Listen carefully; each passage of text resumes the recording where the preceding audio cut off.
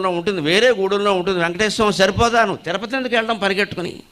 రోజుకు 2 లక్షల మంది వస్తే ఎవరు చేస్తారండి ఏర్పాటు? దేవుడు దిగొచ్చిన టీటీడీ చైర్మన్ ఇప్పుడు ఉన్నవాళ్ళు కాదండి. దేవుణ్ణి మీరు చైర్మన్ చేసినా చేసేదేం లేదమ్మా.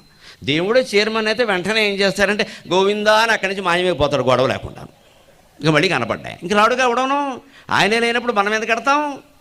అంచేది ఆయనే మాయమైపోతాడు. దేవుడు చైర్మన్ అయితే వెంటనే చేసే పని ఏంటంటే గోవిందా అని వెళ్ళిపోతాడు, వైకుంఠానికి వెళ్ళిపోతాడు. అనవసరంగా వచ్చాము బాబాని.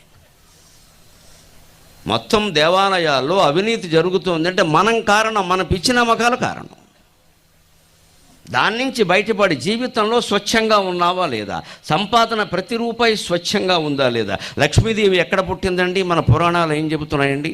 లక్ష్మీం క్షీరసముద్రరాజతనయాం శ్రీరంగధామేశ్వరీం దాసీభూత సమస్తలోక విభవ బ్రహ్మేంద్ర గంగాధరాం త్వాం త్రైలోక్య కుటుంబినీం.